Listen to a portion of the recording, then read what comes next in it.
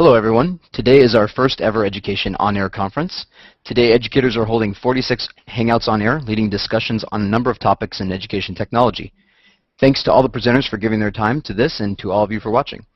All of our presenters have early access to Hangouts on Air, a technology that allows you to broadcast and record Hangouts. This is the last session of the day, but you can find a list of all the sessions and the links to the presenters' Google Plus pages on the conference website, sites.google.com/site/EduOnAir. Once again, that's sites.google.com/site/EduOnAir. So I'm going to give my co-presenters an opportunity to introduce themselves. And so let's see, the order is not the same for everyone. So I'll just start off. Eileen, would you like to introduce yourself? Sure. I am a mentor and a teacher for the Beverly Hills High School robotics team. I started this 8 years ago. Actually started the team as a parent, and when the team was in danger of being disbanded, I actually went back and got my credentials to continue the program. Okay, thank you very much. And then David Berger, and if you wouldn't mind sharing your story. Oh, we're getting a little feedback. Who's that coming from? Oh. Okay, just check your mics. Thank you. Okay, so, and you might want to mute yourself. All right. David, if you wouldn't mind.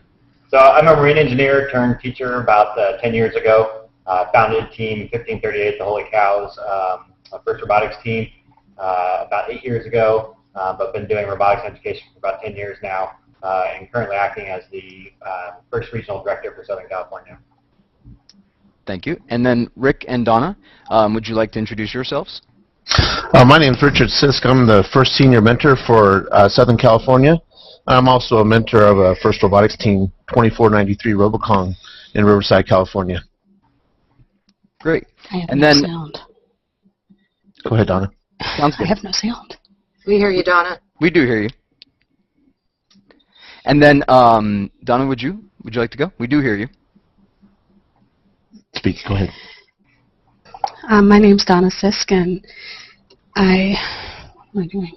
You're introducing yourself. You're technical difficulties. No worries. So, my name's Donna Sisk, and I'm a previous robotics and physics teacher as well as a mentor for Robocom, which is 2493 FRC team. Great. And as you'll hear throughout this presentation, we love our students. It makes a tremendous impact on students. So we've invited one. Alex, if you would please introduce yourself. Hi, I'm Alec Karent. I'm a high school senior at the moment. I currently attend Beverly Hills High School along with, and I'm on team president of Team 1515, who Eileen is the team mentor for. I've been on the team for 5 years, and I will be attending Berkeley, majoring in computer science this fall. Fantastic. And Alec, would you like to introduce yourself? Yeah, sure. My name is Alec Karent. I'm actually very newly introduced to robotics. I was a high school biology teacher in San Jose, California, and just relocated back home to Montana, where robotics is just now picking up. I'm the director of education at a hands-on science center, Exploration Works, where we're just starting to get into robotics. So the reason I wanted to join the Hangout is to just be an open ear and listen and kind of hear what's going on nationwide so we can jump on. Fantastic, and we're glad to have you. I'm actually serving in two roles. My name is Phil. I'm a math science teacher. I've mentored in a robotics team for about 5 years. I was actually a I worked with Eileen on Mortwork. That's where I got my start. It's a fantastic story there about how I got started. And then I left to start my own team, Chaos Vortex, which is a Vex and FRC team in Chula Vista, California. And so I'm actually spending the year at Google working on the Exploring Computational Thinking project. So I get the wonderful opportunity to have both experiences. And then Pete, do you have any headphones so that we can make sure your mic is not going to keep popping up? Yeah, sorry about that. I just came in a little bit late. I had to reinstall the plug-in. So Understand. Can you hear me okay? Of course. Would you mind introducing yourself? My name is Pete Merbius. I'm a middle school computer teacher, and I've been coaching our robotics, first Lego League robotics team for about 8 years. And I've done it as a part of a class, 6th grade, and taught robotics as a part of a class. And our administration has been talking about starting a STEM program in our district. And so I just, kind of want to come in and get some ideas from you guys and, see where to go from where we are right now. Fantastic. Thanks for coming. And I do want to mention that if you're just joining us, number one, if you're one of the few below me, that if you would please mute your mic when you're not speaking so that you don't show up. And then the other thing is, if you're just joining us live via the stream, we hope that you'll add your +1s to the comment that makes the most, that applies to you, whether you're a student, teacher, administrator, parent, whether you're on a robotics team or this is your first time, or other, of course.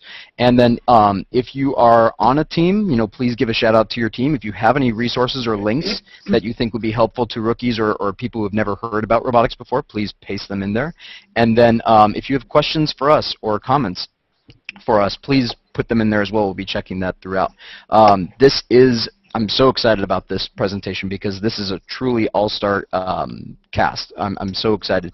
A few of the mentors here have actually been to World Championship multiple times and just came back from FRC Worlds just last weekend. So this is a really, we're going to give some really cool stories and information here. So why don't you, whoever would like to speak about it, why don't you just maybe, and feel free, all of you can speak if you'd like, but maybe just give us a general, couple sentences about what robotics is and what it is to you.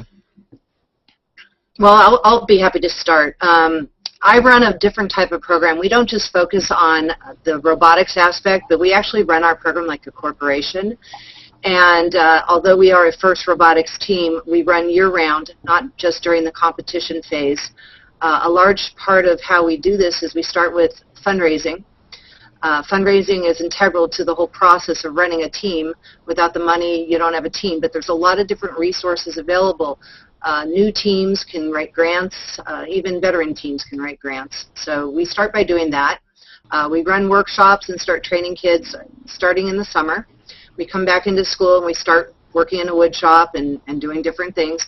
But what's very important to know is that through our corporate model, we have a lot of different groups working together, and that's very important because we have a very large team. This year we had 70 kids. So each group has to work together and learn to integrate with each other. So it is a year-round program. It is based on the corporate model. There's business, there's programming, there's marketing, there's 3D animation, there's computer-aided design, there's building engineering, all different facets of it. So I think it's very important to let people know that we don't just preach robotics, but we preach the whole STEM education and also even business education and other things as well. I think that's an excellent point because I often have people say, oh no, I don't want to join robotics, I'm not into that kind of thing. And I say, clearly you've never been inside. So Eileen has a great program where she's able to bring in pretty much anyone into her program and make them just super excited about robotics and reach them. So, anyway. Don and I kind of almost might be a little bit of the opposite. We run a small community team. We have about 14 students on our team, and we accept students from the community and from any of the high schools in the area. The main focus is to inspire the students and teach them a little bit about engineering, a little bit about business, and things of that nature. So we kind of step in and show them the ropes, giving them a framework that they can build on. And a student may be with us for 4 or 5 years, and in that 4 or 5 years, you really see the growth of the student. They change from maybe a quiet, withdrawn student to somebody that's out speaking at city council meetings or leading a team of students to manufacture a robot. It's pretty amazing the change that you see with the students. And it sounds like from both of you, there's a lot of flexibility in how you implement it. It's not just a robotics team. Everything looks the same. Every team looks so different. There's a different culture. There's a different, the way it's structured. And also, like you said, some, stay for multiple years. Some are just in for their senior year. So there's really not a reason to not give it a shot. Yeah, I was going to say, I mean, so we've talked a lot about, when we kind of skirted around the fact that it is a robotics program, so certainly the kids are learning a lot about robotics, and we think about robotics, you know, some of us are engineers, some of us are not, you know, teaching math or English or, you know, various other classes. But the idea is that we're bringing in other professionals to work with these kids to learn, you know, mechanics, electronics, software programming, and generally these are all learned around the context of a competition. And I think that's one thing, is these competitions sort of often drive these programs. Because if we didn't have the competitions, then, you know, there's certainly robotic classes that are out there and function with various challenges, but it's always great to have a challenge to kind of focus your resources and lessons on. We learn a lot from each other too. I mean, we go down to San Diego if Dave's team puts on a workshop every fall, and some of us go down there to teach the workshops, and some of us go down there and learn from the workshops. So it's definitely a collaborative process between all these teams. And I think that that's a really good point that you made, is that these are skills that students may never be able to get in school traditionally. And so, you know, I had a math teacher come into my classroom, and the students were doing, I had ninth graders doing linear algebra just to simply figure out how to map the controls of their robot to the wheels, to the motors. And that's just, you know, it's mind-blowing how quickly students, you know, we don't need an entire year to go through this content. They give a few weeks or a couple months, and I mean, yeah, it's just mind-blowing how the learning that takes place. Alex, would you like to sure. to any of? I know that when I joined as an 8th grader, I knew how to program. I just didn't know very much about it. I didn't have a lot of experience actually doing it. But after actually spending about a year on the team, when our previous programmer was missing in action for a large portion of the build season, I essentially had to dive into it and learn as much as I possibly could in a 6-week period. And because of that, I had to develop teamwork skills, develop leadership skills in order to accomplish a task within the given time. It taught me more within those 6-week period than I probably learned in the entire rest of that year in high school. It was extremely, extremely valuable, having that real-world problem and a time constraint in order to solve it. Wonderful. And there are I'm starting to see some great comments in the stream. So that actually brings us to our next point. There's not only diversity in how one runs a team, but there's also the diversity in the kind of robotics programs that are out there. Of course, you can just build a robot in your garage. It's totally an option. There's some great resources out there to do it. But there's nothing like the camaraderie of a team and the culture of these events and these competitions and organizations. So would anybody like to maybe share their own personal experience or just some of the options out there? Somebody's asking about botball. People are asking about FLL. There's a lot of different options. So maybe you guys want to go into that?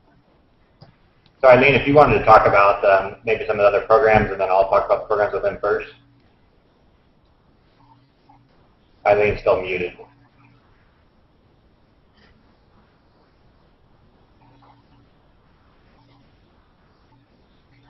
Okay, I'm back. Okay.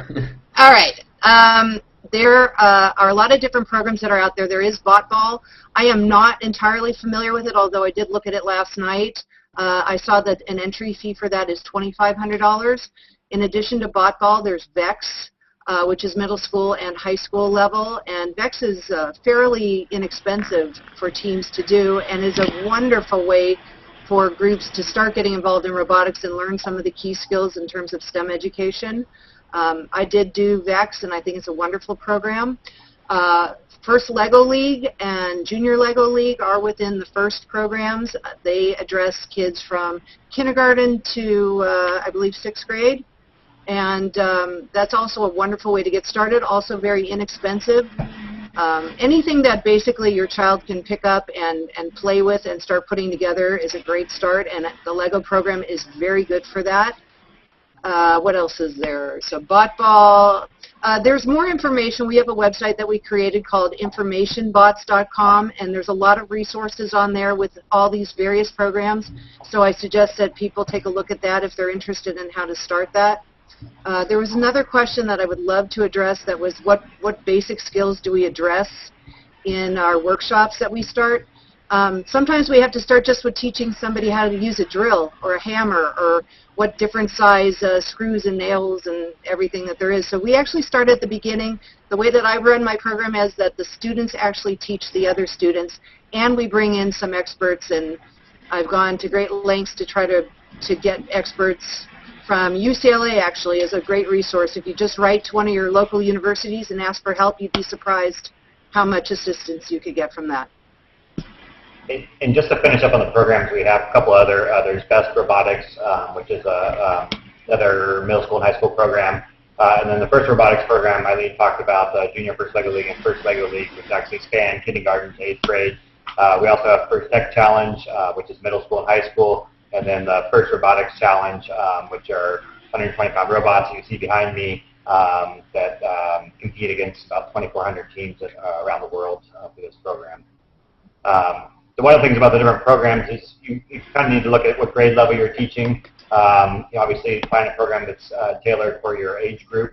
Also looking at what you would like to get out of the program, because every program offers some different options of ways to get involved, things that are you can learn. Botball is fully autonomous robots, so they function on pre-programmed commands and sensors. So Botball is really great for your students if you really want to focus on software and programming, where First Robotics Challenge is more of a, really ties in the mechanical engineering, electrical engineering, and as well as the software and programming. And then looking at your kind of resources as far as what kind of space do you have, the funding that you're hoping to gain, mentors, things like that. We'll talk a little bit more about that a little bit later. But so each program has its kind of pros and cons, and you really have to just kind of look at what you're looking for to get out of that program. And something you'll hear us talk about over and over again in this presentation is that there's really no excuses here. If you are like, well, I need it for this age group, or I only have this much access to funds or resources, just Google around, you'll find something. I just got a contact, somebody recently reached out to me about the robotics team the robotics organization that they're starting in Nepal, and I've also seen organizations springing up in Africa. This robotics is truly taking off, and of course there's other ways to get into STEM as well, but we love robotics. And so I would just, if there's some nagging doubt in you that you can't, that it needs to fit the niche, and you don't know if there's a team or an organization that fits that niche, I guarantee you there is, and if not, that's your job to start it, because we really have seen a powerful impact with this, and we'd love to see it spread to all different areas of society. Phil, with it, there's I saw a question about what are major sources of funding out there. As we said, that there's different price levels to get into the different teams or to the different robotics programs. So I mean, it may be as easy as holding a couple of bake sales or some car washes to fund some of the lower priced lower entry fees, or when you get up to some of the more expensive programs, even though they're more expensive, there's more value. You might be getting more value out of them just because of the type of program it is. And in those cases, there's major corporations out there that will fund robotics programs for various reasons. They might be trying to give back to their community. They are interested in the value that it brings to the students. Some corporations are concerned about the state of education today, and robotics programs are a great way to teach students with real life hands-on projects. So they'll fund robotics programs. Some of the sponsors for First Robotics programs, Boeing's a big sponsor, NASA. There's all kinds of great sponsors that are just out there if you look hard enough.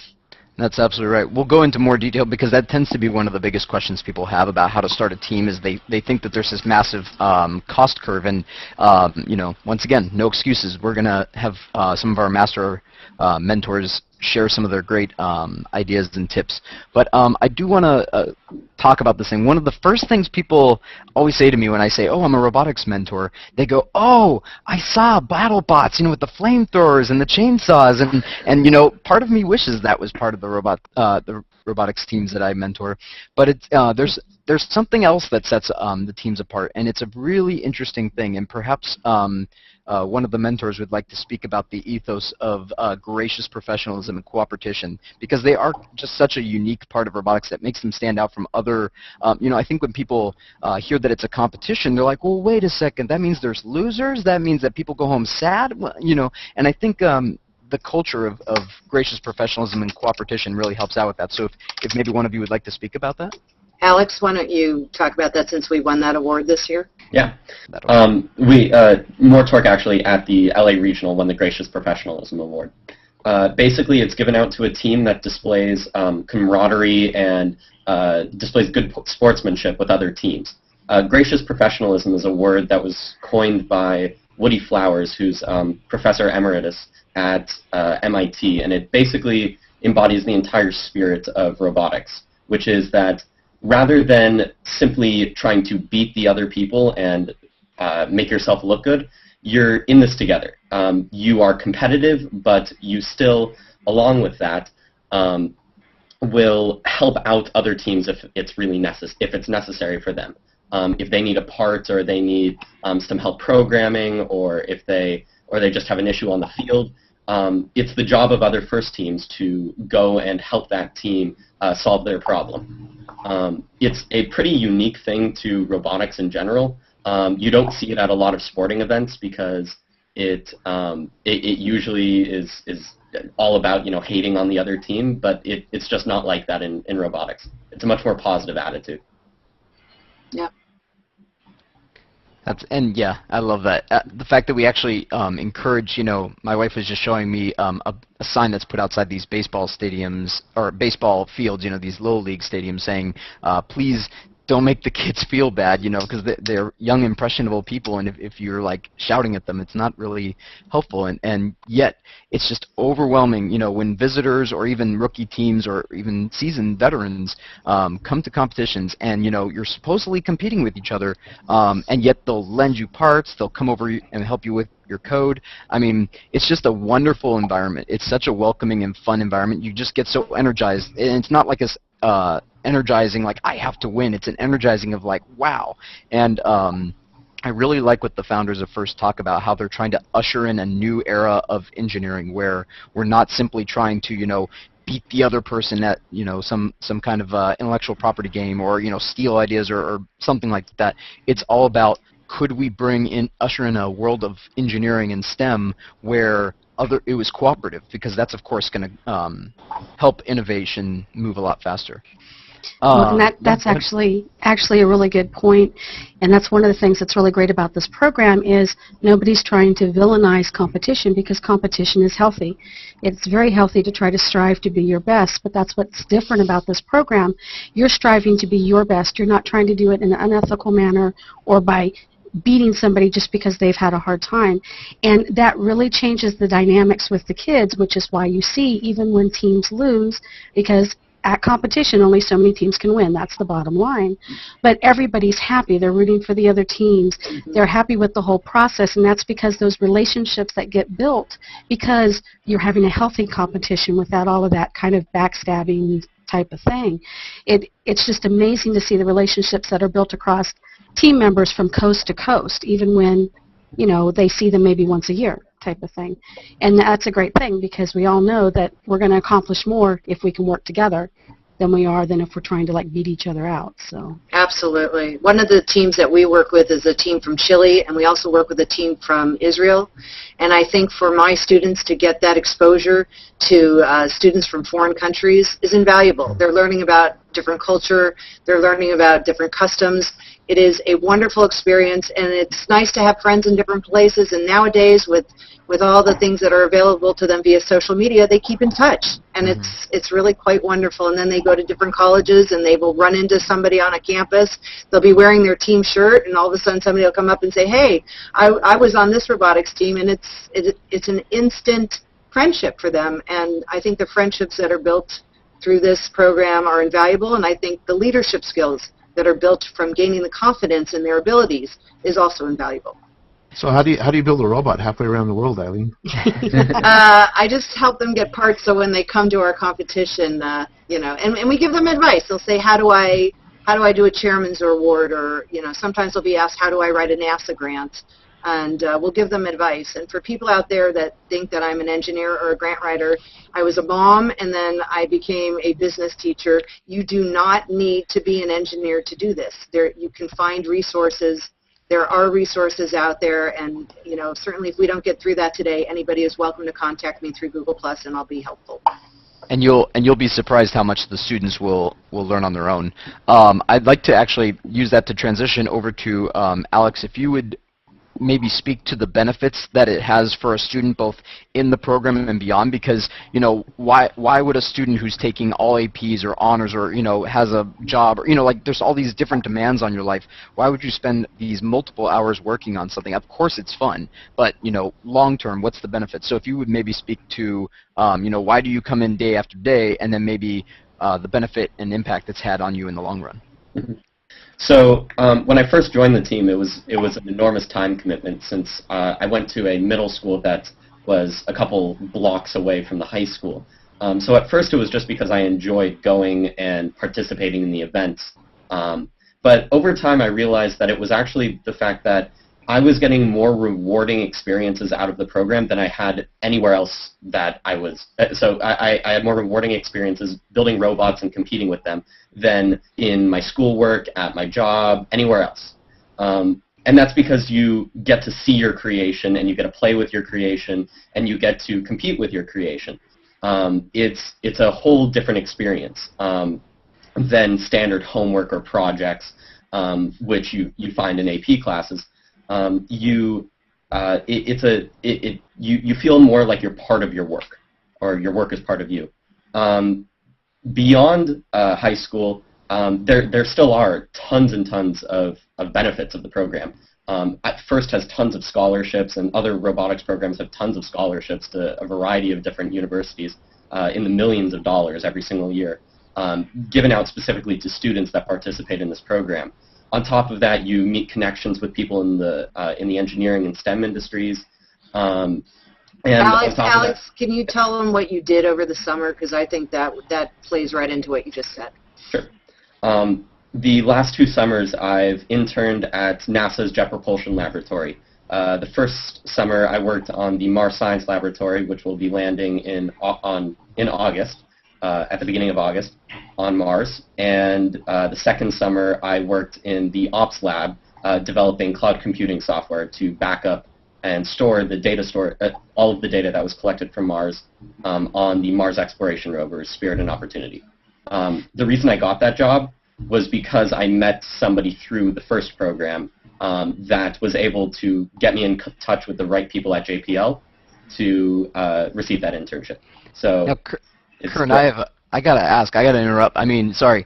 Now you must be some really special kid, or these opportunities would never be available to some other student across, maybe in another part of the country or around the world, right? This is just you, right? Of course not.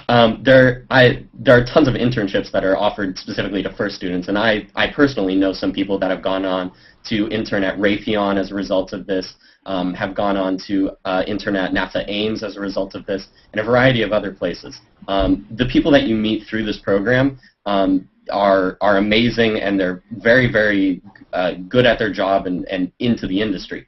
It's not hard to meet these people.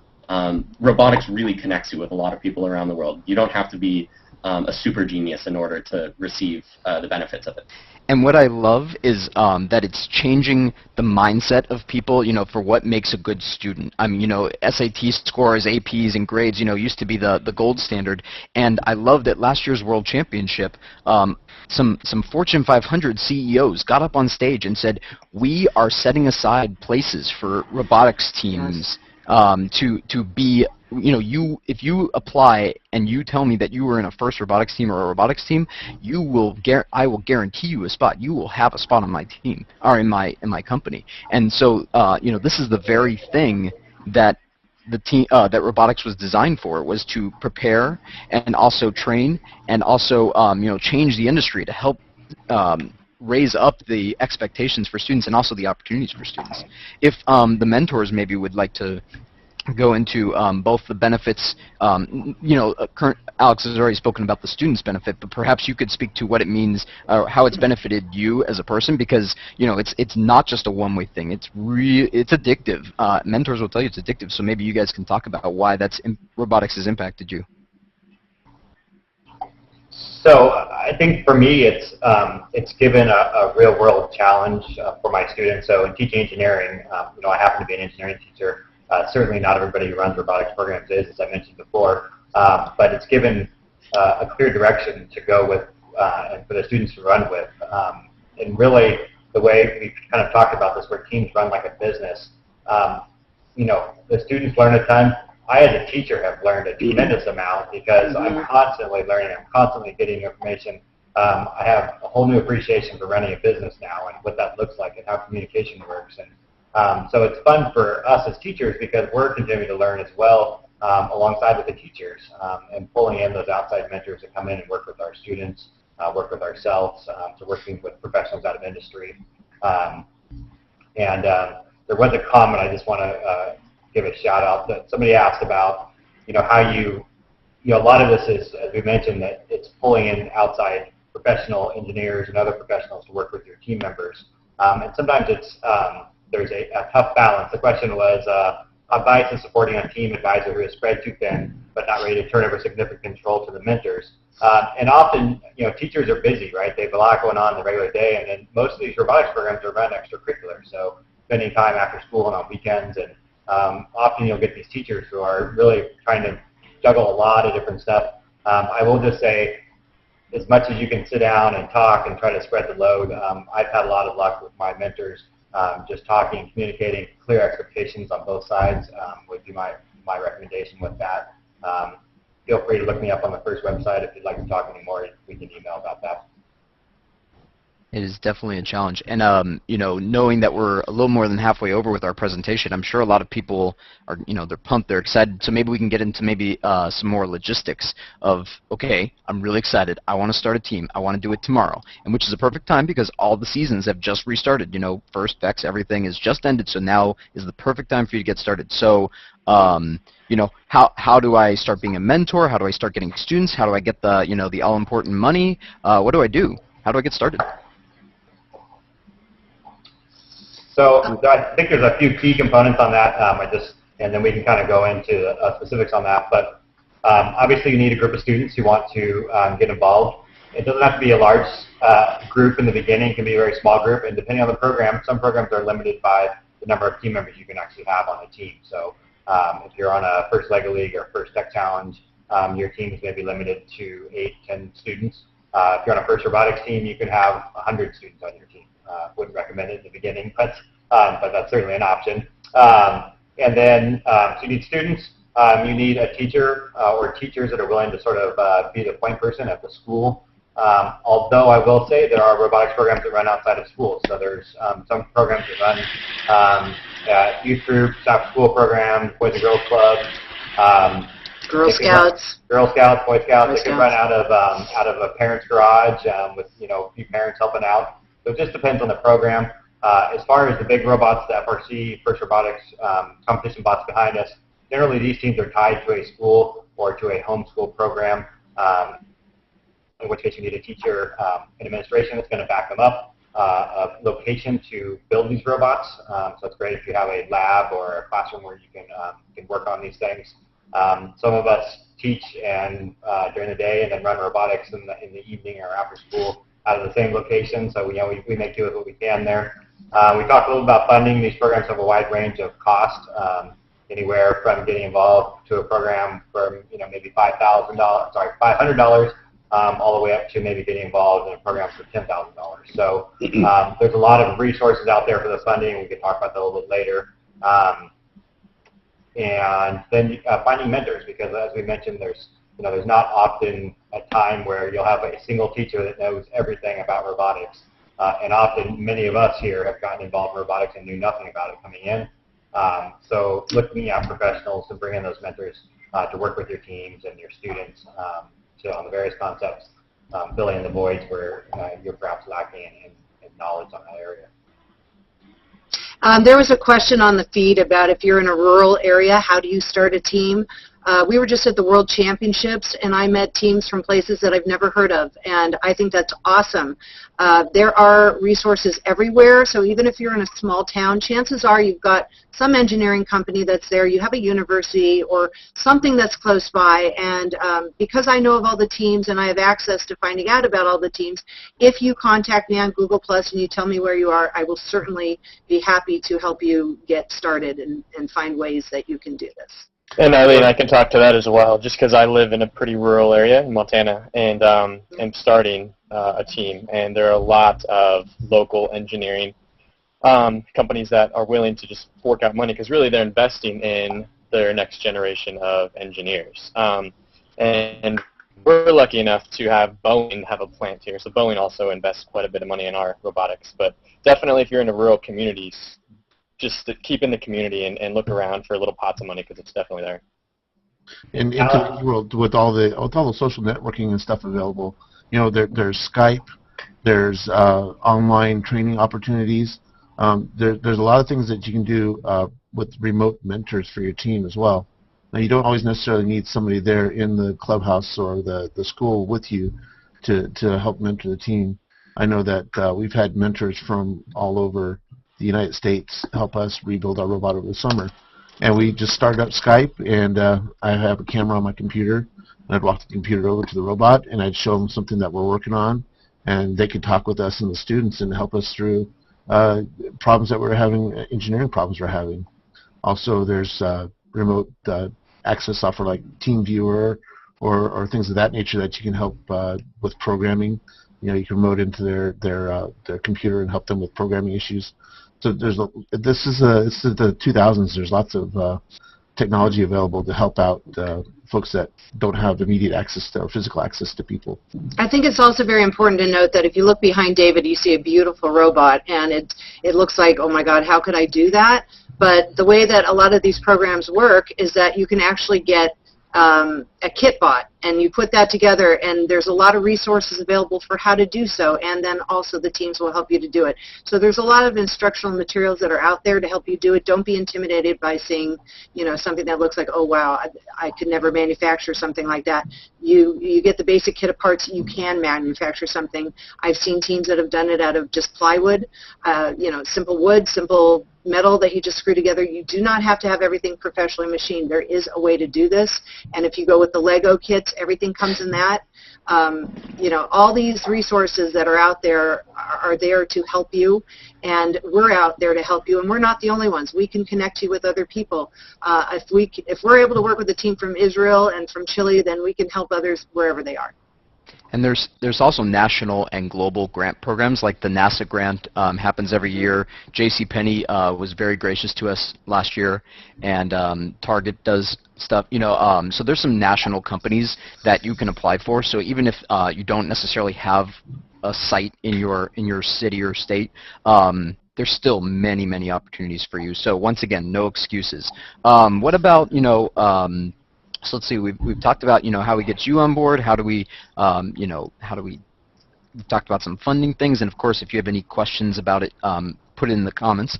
Also, I just wanted to mention, now that we're about halfway through, if you would go to the top of the comment stream and maybe give a +1 to the attribute that describes you, student, teacher, you know, first time hearing about robotics, those kind of things. All right, so maybe I have another question now. I'm going to guess that a good portion of the people watching right now are not rookie teams, and hopefully they're still hanging on. You know, that they're not thinking this is just a rookie presentation. We've got, like I said, a few world champion mentors here, people who have not only, you know, done it once, but their students have done it again and again and done some amazing things. So can you, you know, in the spirit of cooperation, but at the same time not giving away your trade secrets at this, you know, understanding, what advice would you give to teams that want to take it to the next level and really, you know, they're in year 2 or maybe they're in year 5 or maybe even year 10? You know, how do they keep innovating and keep doing some amazing things? So I would say a few things. I think one thing that we've kind of briefly mentioned but not mentioned a lot is sustainability. And Eileen made reference to this earlier about having students teach other students. So, often there's a teacher that's overseeing a program, maybe a couple teachers, there's some mentors from the outside. But I think about it as me as a teacher. If I have to go around to every student on my team and teach them every concept, there's just no way I could do it. It would be physically impossible. So having students where you can, that information can be passed down from, grade to grade to grade. As you grow, your whole team and your knowledge grows together. I think it's a huge part of that sort of sustainability for your program. Because I think some of the most successful programs have been, they show that they're sustainable over the years because, one, a teacher is not getting spread too thin, so looking at how do you really spread that workload. Also looking at teams as role models. So look at some of the top teams and see what you can learn from them. What are the top teams doing out there in your competition? How are they pushing themselves, and how can you emulate them?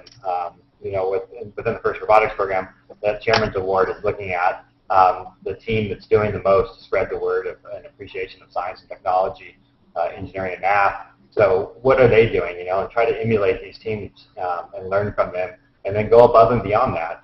So really it's, we all started in the same place. We got involved in robotics, right? We were all rookies at one time, and we know that, we just had goals every year. It's like, okay, what are we going to take on more next year? What are we going to keep pushing? If you just keep your program like, we're just going to build a basic robot and we're going to go compete, maybe that's all you want to do. But if you want to really reach that next level, you've got to set goals for your team, where every year you're pushing your team to take on more and do more.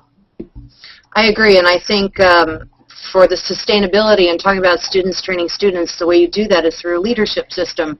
And on my team, I promote kids that have earned that right to mentor other students, to teach the younger kids, like Alex, who's a senior. He's been training somebody for 2 years to take over his training, his programming position, and now that person is training somebody else. That's how they earn their leadership skills.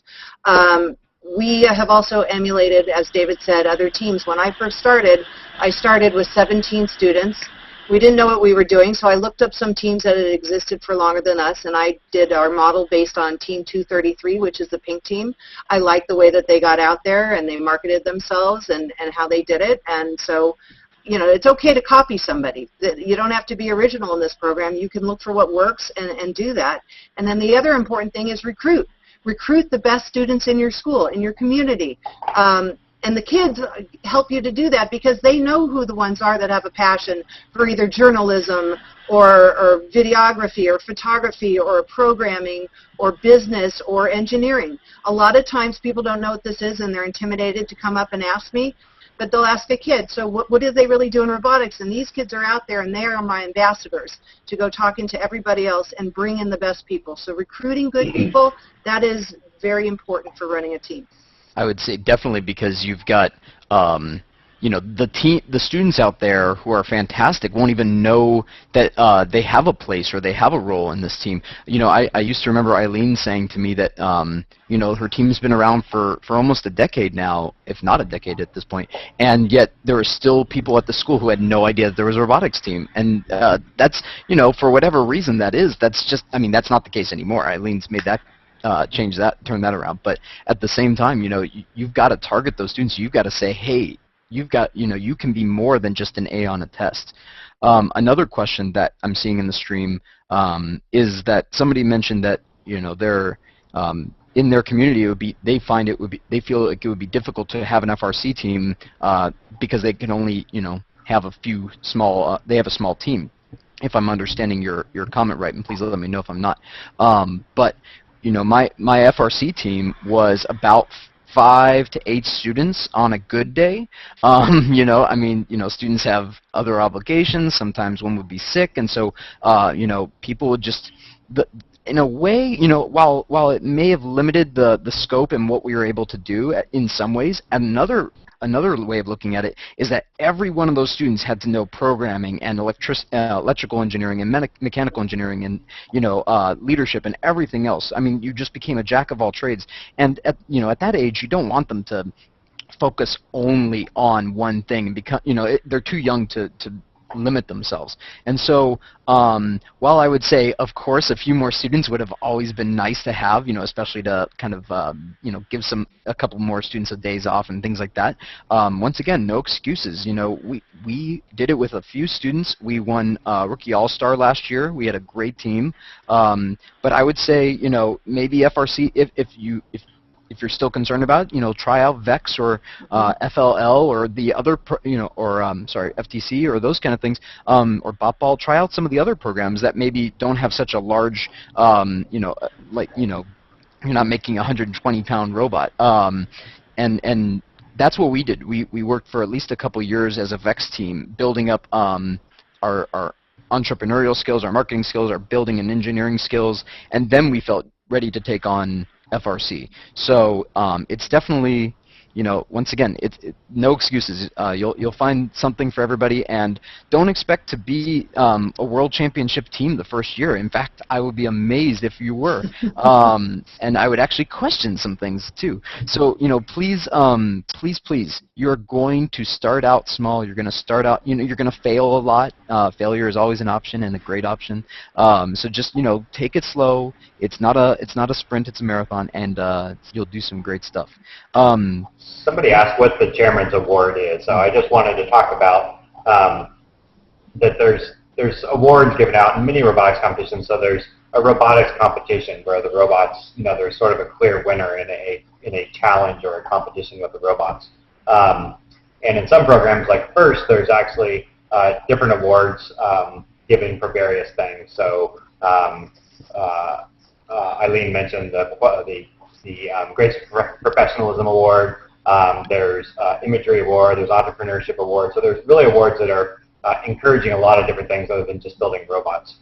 In FIRST, there are the top awards that you can win in all their programs don't actually have to do with competing with the robot. Obviously, they like to see teams that build nice competitive robots, but really it's more about what is your team doing? How is it functioning? How is it structured and how does it function? So Eileen mentioned teams running like a business or a corporation. Really, what is your team doing to inspire others to have appreciation for STEM? How are you giving back to the community? So it's really looking at a lot more of what your team is doing. So the Chairman's Award is it is the most coveted award that you can win within FIRST. FTC has the Inspire Award. FLL has another award. Champion Award. Champion Award, yes, thank you. So those are all based off of what your team's doing overall, sort of that top award. So if a team wins a Chairman's Award at a competition, they are considered to be the top team at that competition. That's probably one of the secrets behind FIRST robotics programs for sure, is that the robots are just a tool to inspire students. The real focus of these programs is to inspire students in STEM technologies, right? So you see that their top awards are not robotic related. They're team attribute type stuff related. They're all about inspiring students, and the robots are just tools to help inspire those students. That's one of the little secrets behind FIRST. Yep. Yeah, we posted ours. We just posted our chairman's video on the feed. So if anybody wants to see what that's about, it's a short 3-minute video that they can view after. Yeah, one of my former robotics president, she said, Mr. Wagner, we think it's about building the robots, but it's clearly about building the students. And I think that sums up robotics. If you want to find out why robotics is addictive, yes, the robots are really fun, exciting. But when you see the impact that it has on students and their futures, it will blow you away. With just a few more minutes left in our session, I wanted to point out a couple of things before I give everyone a last chance to speak if they wanted to. Number one, we've pasted into the stream some robotics options for you as well as some videos. There's actually a PBS documentary out there as well about the FRC season. So there's you gotta love YouTube and all those things that have just a lot of great. You can see almost anything you want to as far as what is it like to be on a robotics team.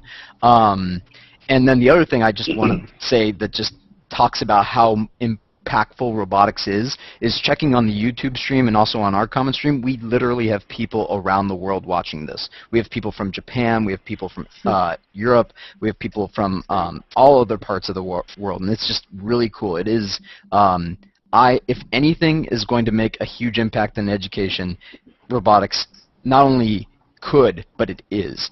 So I'd like to give the last few minutes just a free-for-all. Feel free to speak, any of you, and feel free to continue to leave your comments in the stream, those of you watching live, and we will continue to address them. You can also, of course, connect with us on Google Plus or on our team pages, and we'll be happy. This isn't a one-time thing. We're, in the spirit of robotics, we are happy to continue to help you at any stage or at any time. So, thanks so much for watching, and like I said, I'll give the last words to our invited guests. Well, one thing I would say, if you're not part of a robotics team, the question is why not? The rewards are so amazing, and the effort can be as much as you need to put into it. But you should go out and either find a team or figure out how to start one. Yeah, I would say we've sort of alluded to it a couple times, but there's a ton of support out there. These companies, the question of, well, where do you find money? Where do you find funding?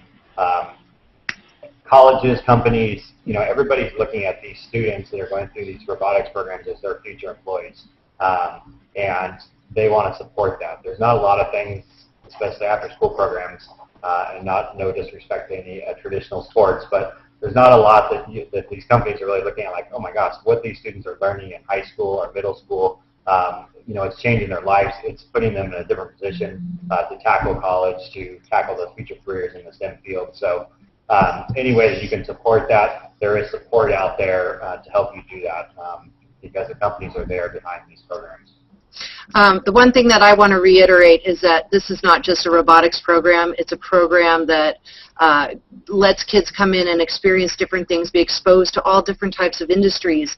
And you're not going to know what you want to do unless you have the hands-on experience doing it. So by building a team, you're building confidence in their abilities. And I think that's the most important thing that I've seen is these kids get into it, they try something, sometimes they switch what they do, but they are being exposed to what's really out there in the world, and they're learning to work with each other, which is a critical skill in any job. And we're here to help you. Please, contact us. My favorite thing that people ask me is when they say to me, how many kids do you have? And I look at them and I go, about 1,000. And they look at me like I'm crazy, but honestly, that's how I feel about these students. I feel like they're family. And the impact that this has had on my life has been just phenomenal. It's been the best thing that's ever happened to me. Sorry, guys. Okay, on that, Alex? It was going so well. I would have to agree with when you're talking about how just watching the students grow through the program and why it's so important. It used to be previously, when we were all younger, there were certain types of living skills and business skills that were actually taught as part of school. And as we've watched the focus of schools change, all those skills have been dropped out. You really don't find them in most classes anymore. And programs like this actually fulfill that void that has come about over the past 20 years, that the students need these skills, the problem-solving skills, the critical thinking skills, the way to approach business, to approach projects, to approach making decisions. These are all very crucial skills to be successful no matter what you go into. And these type of programs, the robotics programs, are filling the void that has kind of just come about because of the focus on so much test-oriented stuff in schools that these skills have been left by the wayside. So it's very, very important for programs like these. Alex? I can honestly say that joining the robotics team was probably the best decision I made in all of high school. I was, throughout all of middle school, elementary school, high school, I was consistently bored by my classes, not because the material wasn't interesting, but because I couldn't find applicability for it. I couldn't understand why I was learning geometry and math or why I was learning this or that in physics until I joined the robotics team. And it basically gave me a reason to continually come back to high school every single day and actually enjoy it. From the students' perspective, it's not only a lot of fun, it's a community. You develop tons of friendships. You meet people that you would have never met otherwise, and it's just an all-around amazing experience.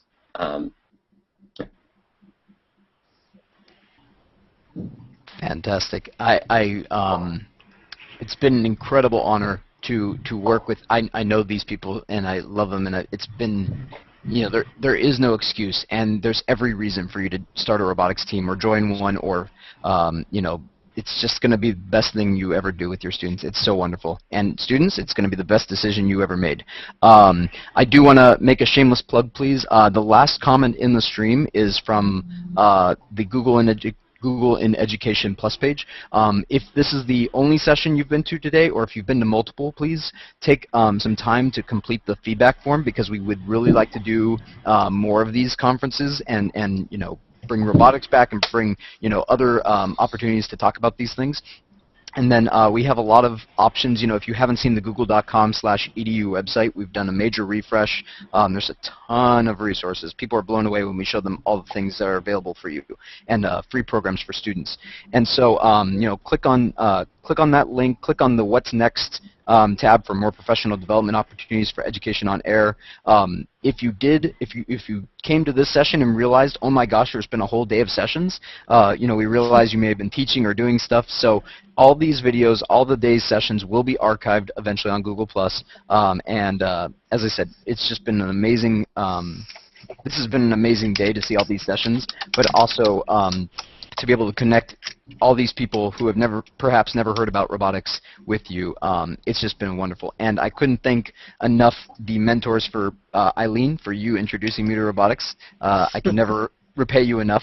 And then just all the mentors here and all the people here, thank you so much for coming and presenting. So that's the end of our session. Please feel free to continue to comment in the thread. We will check it from time to time, or reach out to the mentors or students, of course.